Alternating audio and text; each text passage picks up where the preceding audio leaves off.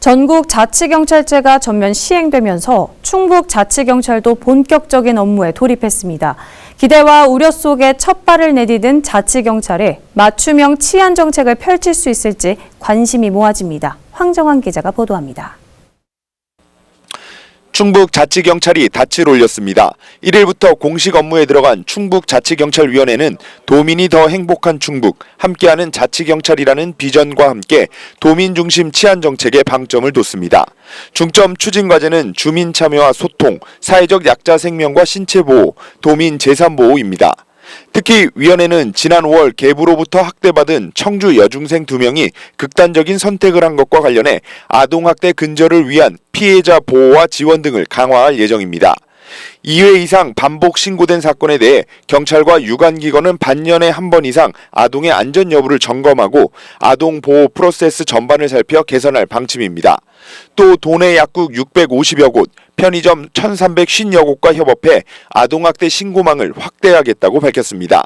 이 과정에서 시민 여론을 전달하고 소통 창구 역할을 할 자치경찰정책 현장 자문단도 별도로 구성됩니다. 정책 자문단에는 일반 시민, 또 시민사회단체, 유관기관 의원 이런 분들이 이제 망라돼서 정책안을 만들어내서 그것이 정책이 입법화되고 그것이 정책 집행되고 평가까지 하는, 그래서 온전히 그 주민들에 의해서 정책이 만들어지고 집행 평가까지 되는 이런 시스템으로 가자는 게 이제 첫 번째. 하지만 자치경찰에 대한 인식 부족에 따른 치안 약화 우려와 홍보 부족 등은 여전히 풀어야 할 과제입니다. 자치경찰이 무엇인지 어떤 업무를 하는지 정확히 모르는 시민들이 많기 때문입니다. 저는 잘 모르지만 그 주민들이 좀 알아갈 수 있는 정책들이 좀 많이 나왔으면 좋겠고 홍보가 많이 됐으면 좋겠습니다. 여기에 촉박한 준비 기간에 따른 현장의 업무 혼선도 예상됩니다. 예를 들어 자치경찰 업무로 분류된 교통, 여성, 청소년 부서에서 범죄 혐의점이 발견되는 사건이 발생하면 수사경찰로 넘어가는 과정에서 지휘와 보고체계 혼선 등이 우려됩니다.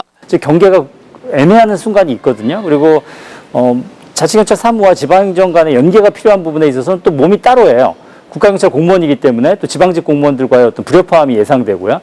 이런 부분들을 화학적으로 결합시키는 역할을 자치경찰위원회가 해야 되는데, 그것을 하기 위해서는 일단 법령들을 바탕으로서 해야 됩니다. 따라서 이런 세부적인 조례 제정이 아마 올 하반기에 주요 사무가 될 것입니다. 기대와 우려 속에 출범한 충북자치경찰, 주민 맞춤형 치안기구로 자리 잡을 수 있을지 주목됩니다. HCN 뉴스 황정환입니다.